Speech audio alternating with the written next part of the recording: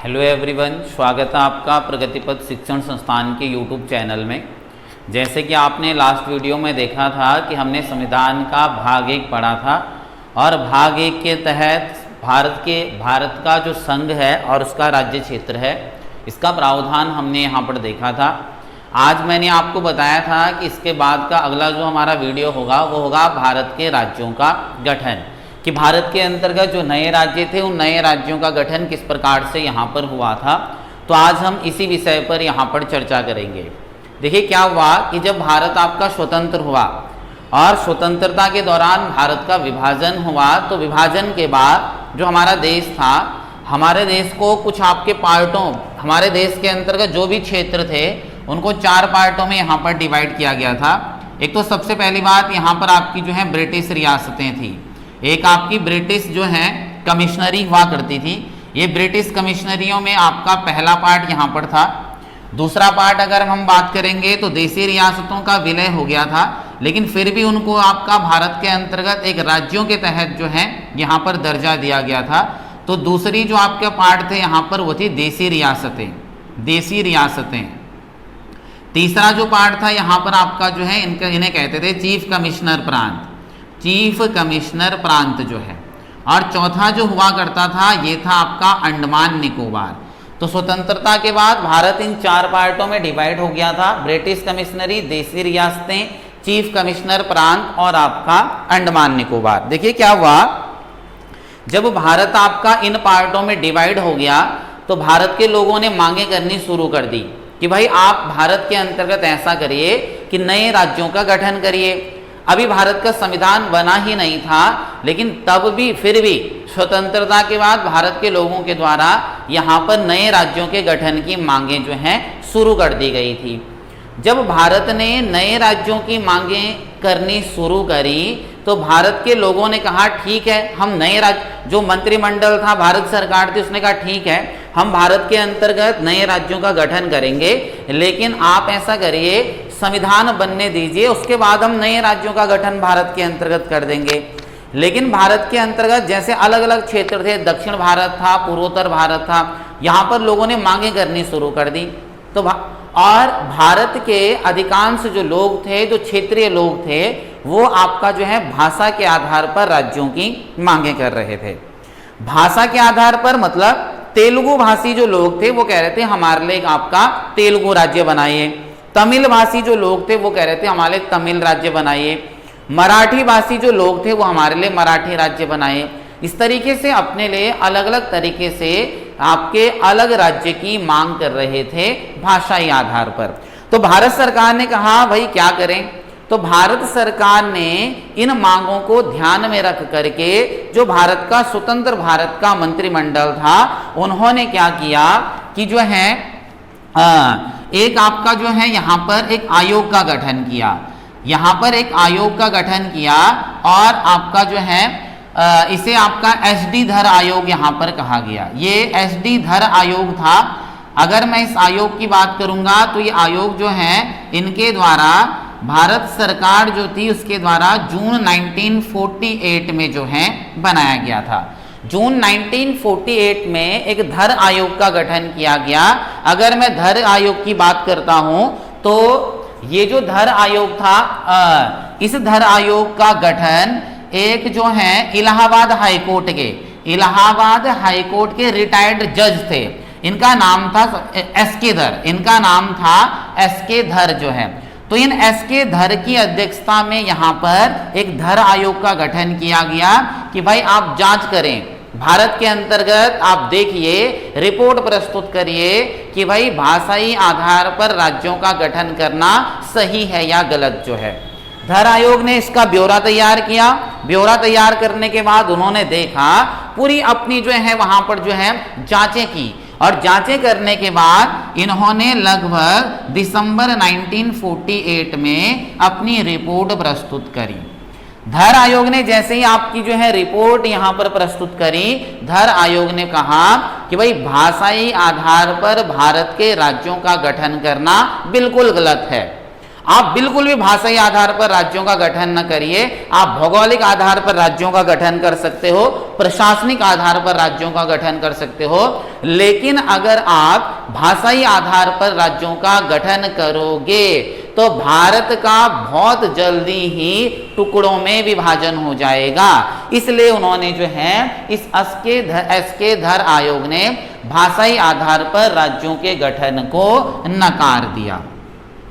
जब भाषाई आधार पर राज्यों के गठन को नकारा गया तो दक्षिण भारत के अंतर्गत लोगों ने आंदोलन करना शुरू कर दिया कि भाई आप कैसे जो है भाषाई आधार पर राज्यों के गठन को नकार सकते हो।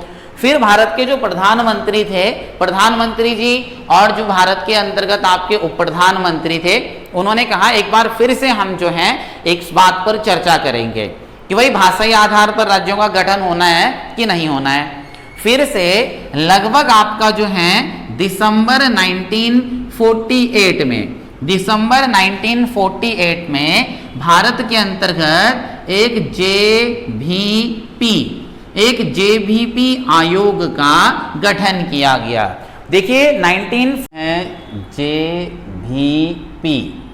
जेवीपी समिति जो थी, ये जेवीपी समिति जो बनी थी, इसके जो आपके जे फॉर यहाँ पर हो गया जवाहरलाल नेहरू, वी फॉर हो गया आपके सरदार वल्लभ भाई पटेल और पी फॉर हो गया पट्टाभी सितारमैया। तो इन तीन लोगों की अध्यक्षता में मैंने आपको बताया था कि 1948 दिसंबर में इस समिति का गठन जो है किया गया था कि भाई भाषाई आधार पर राज्यों का गठन होना है कि नहीं होना है।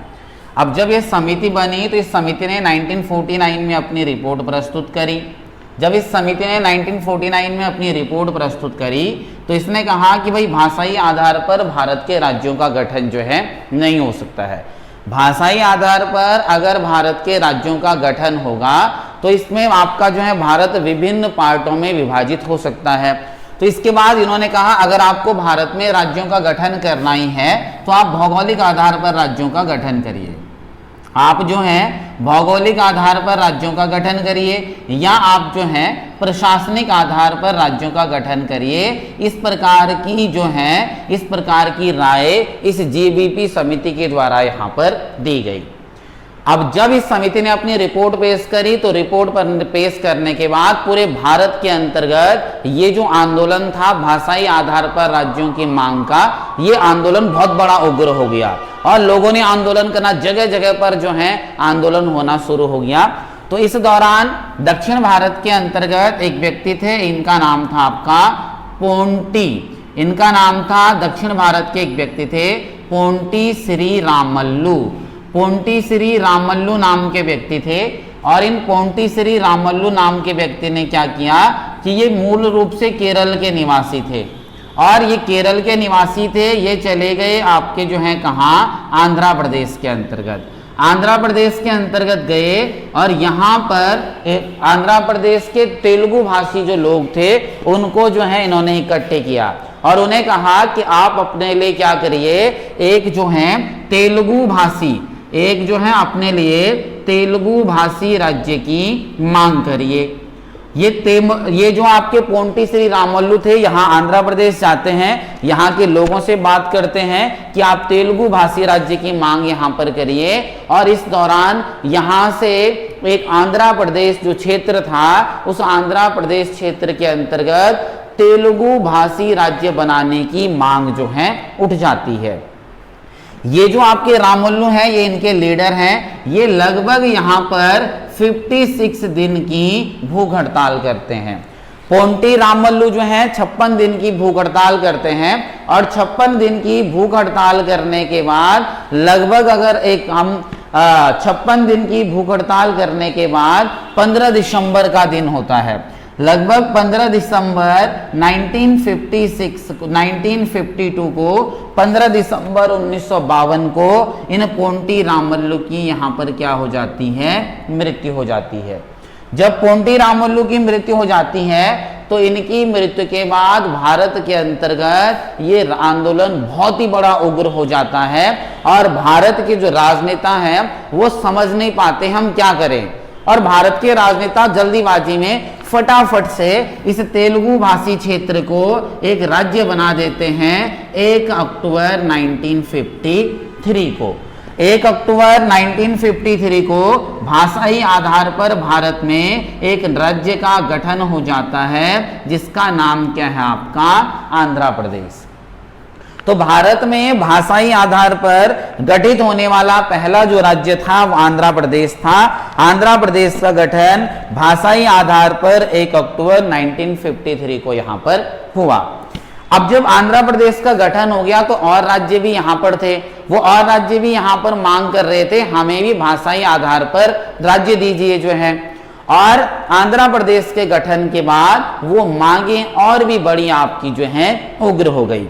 जब जो वो मांगे जो हैं उग्र हो गई तो उसके बाद आपके जो है भारत के राजनेताओं के द्वारा और भारत सरकार के द्वारा 1953 में 1953 में भारत के अंतर्गत एक आपका राज्य पुनर्गठन आयोग यहां पर जो है बनाया गया।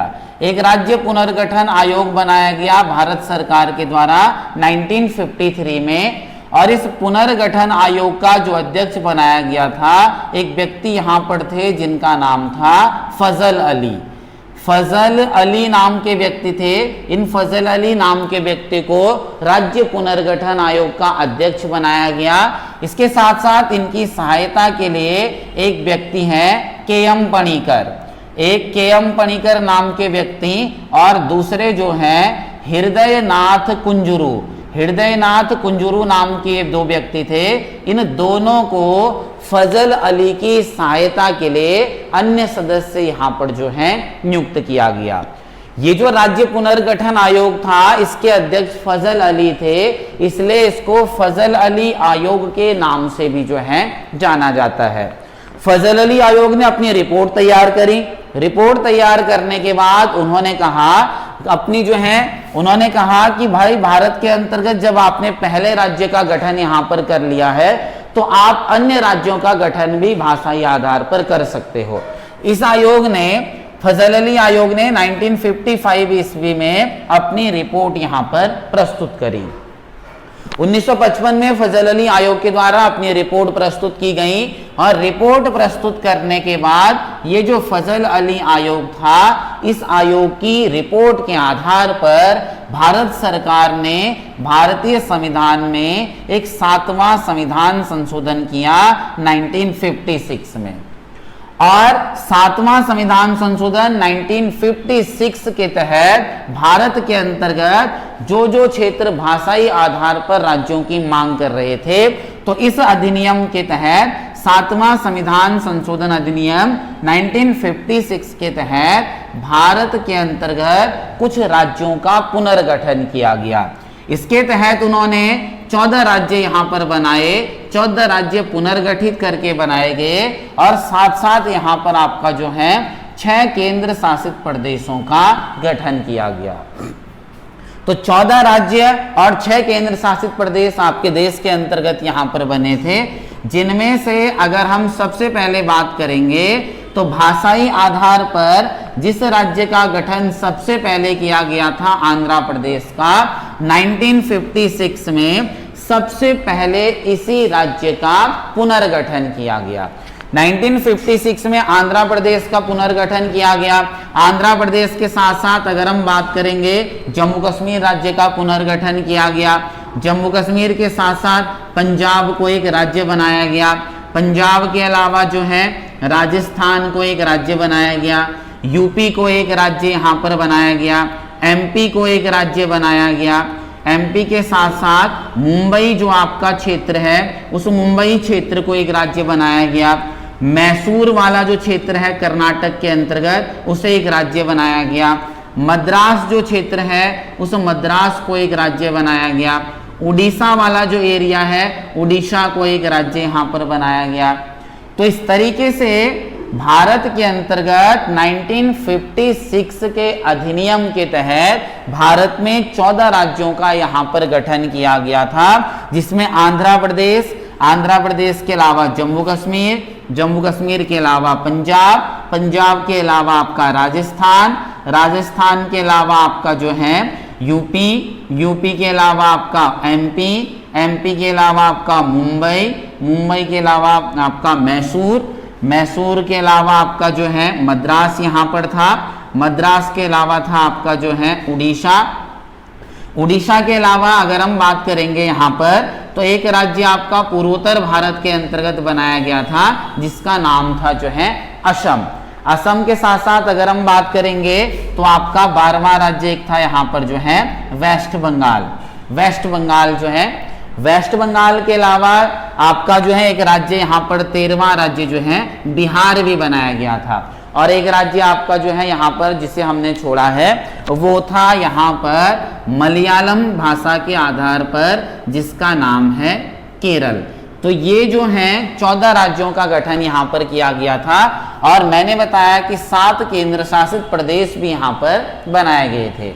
उन 7 केंद्र शासित प्रदेशों की अगर मैं आपसे बात करूंगा तो 7 केंद्र शासित प्रदेशों में से सबसे पहले एक आपका केंद्र शासित प्रदेश था, इसका नाम था हिमाचल प्रदेश। हिमाचल प्रदेश को पहले केंद्र शासित प्रदेश बनाया गया था। फिर दूसरा केंद्र शासित प्रदेश जो था इसका नाम था आपका दिल्ली जो है। दिल्ली के बाद अगला जो केंद्र शासित प्रदेश यहाँ पर तीसरा जो बनाया गया था इसका नाम था आपका मणिपुर। मणिपुर के अलावा जो अगला केंद्र शासित प्रदेश यहाँ पर बना था इसका नाम था आपका त्रिपुरा, त्रिपुरा। त्रिपुरा के अलावा 5वां जो था इसका नाम था आपका पद्दुचेरी, और पद्दुचेरी के अलावा 6वां जो केंद्र शासित प्रदेश था ये था आपका अंडमान निकोबार। तो इस तरीके से राज्य पुनर्गठन अधिनियम 1956 के तहत भारत में आपके 14 राज्यों का पुनर्गठन किया गया और आपके 6 केंद्र शासित प्रदेश यहाँ पर जो है बनाए गए। इसके अलावा अगर मैं आपसे बात करूंगा तो फिर इसके बाद प्रक्रिया शुरू होती है भारत के अंतर्गत नए राज्यों के गठन की। ये तो भारत के अंतर्गत जो ये राज्य बने थे ये भाषाई आधार पर बने थे जो है। जैसे मैंने बताया तेलुगु भाषियों के लिए आपका आंध्र प्रदेश बना दिया था, पंजाबी भाषा के लिए आपका जो पंजाब बना दिया था, राजस्थानी के लिए राजस्थान बना दिया था। ऐसे भाषाई आधार पर इन राज्यों का गठन भारत के अंतर्गत किया गया। फिर इसके बाद से शुरू हुआ भारत के अंतर्गत नए राज्यों का गठन। नए राज्यों के गठन की प्रक्रिया की अगर मैं आपसे बात करूंगा तो नए राज्यों के गठन की प्रक्रिया देखिए किस तरीके से भारत के अंतर्गत अन्य राज्य आपके यहां पर जो है बने थे। अन्य राज्यों की बात करेंगे तो सबसे पहले अगर आपसे स्थापना में पूछेगा तो यही पूछेगा आंध्र प्रदेश का गठन। आंध्र प्रदेश का गठन जैसे कि मैंने आप लोगों को बताया कि आंध्र प्रदेश जो राज्य था उस आंध्र प्रदेश राज्य का गठन जो है 1 अक्टूबर 1953 में यहां पर हुआ था। तो भारत के अंतर्गत जिन राज्यों की स्थापनाएं पूछता है वो मैं आपको सारे बताऊंगा। तो देखिए सबसे पहले यहां पर था एक राज्य जिसका नाम था आपका आंध्र प्रदेश, और आंध्र प्रदेश का गठन 1 अक्टूबर 1953 को यहां पर जो है हुआ था।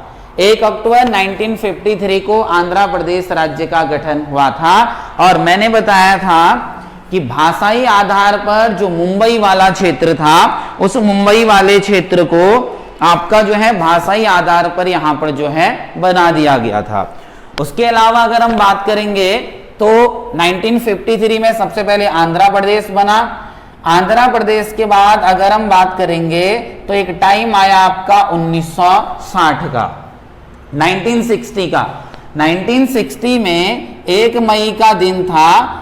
1960 में 1 मई को जो आपका मुंबई राज्य था, जो आपका मुंबई राज्य था, इस मुंबई राज्य को विभाजित करके मुंबई को 2 पार्टों में डिवाइड करके एक आपका महाराष्ट्र राज्य की स्थापना की गई और महाराष्ट्र के साथ साथ एक राज्य की और स्थापना की गई थी जिसका नाम था गुजरात जो है।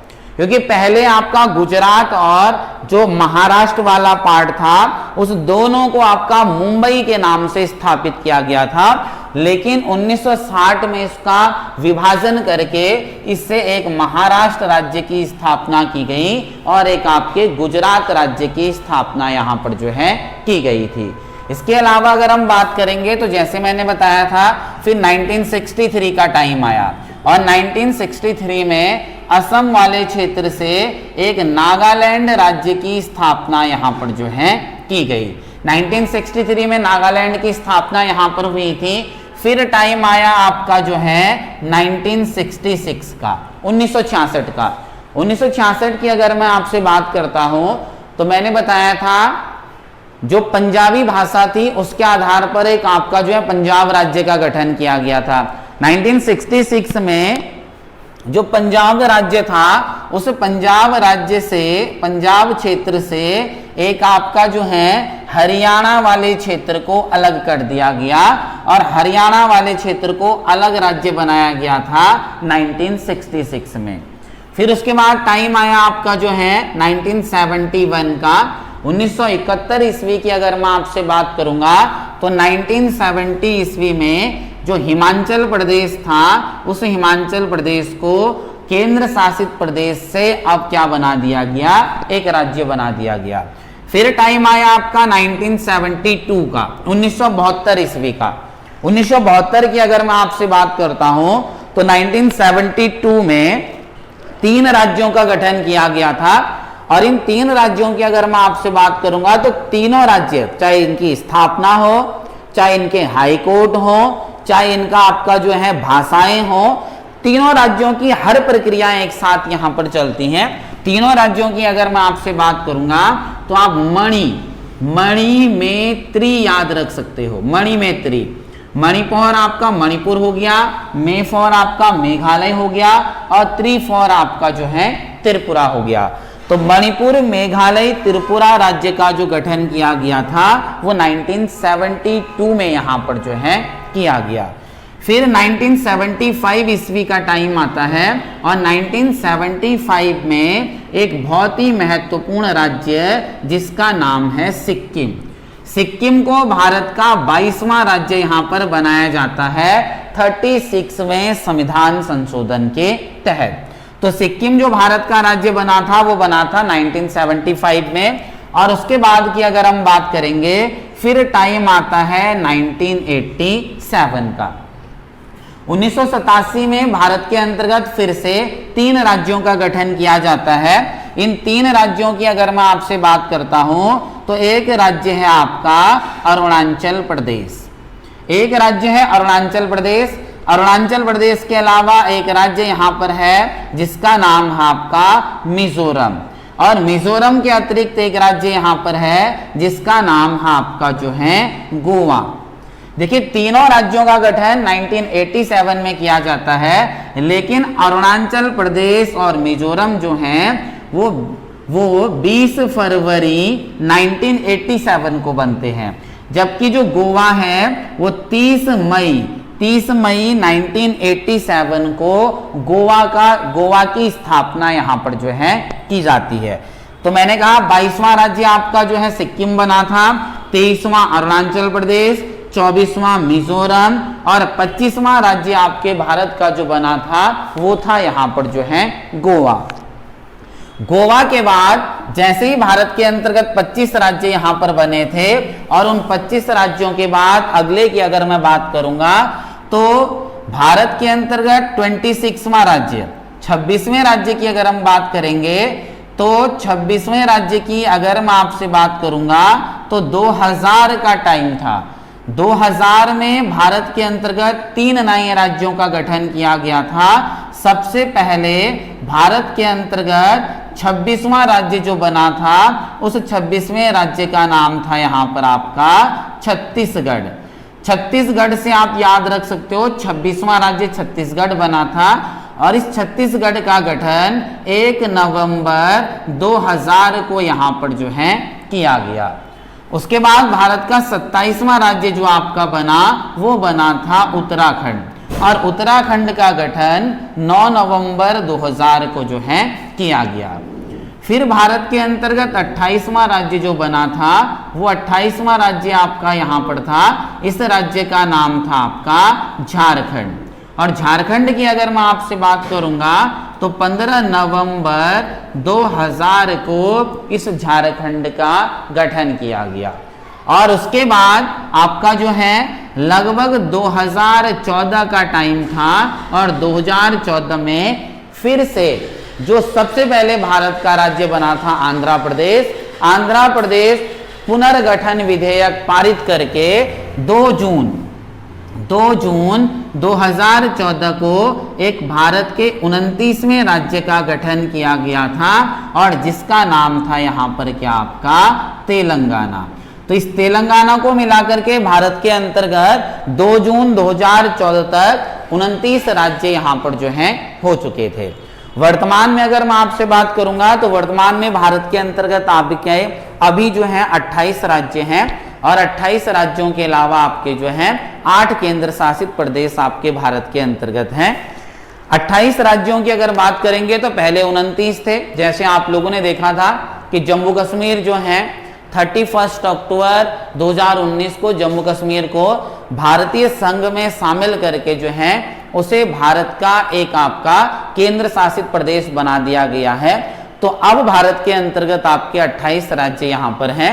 तो ये था भारत के नए राज्यों का गठन। ये सारी प्रक्रिया हमने देखी थी कि किस तरीके से भारत के अंतर्गत पहले 14 राज्य बने, फिर आपके 6 केंद्र शासित प्रदेश बने, फिर आपके जो नए राज्यों का गठन यहाँ पर हुआ था वो कौन सा राज्य कब यहाँ पर बना था। तो ये सारी चीजें आपने यहाँ पर याद रखनी है। तो आप लोगों आज के लिए इसमें इतना ही काफी होगा। अगला पार्ट हम पढ़ेंगे भारतीय संविधान का भाग 2। ओके, थैंक यू, धन्यवाद।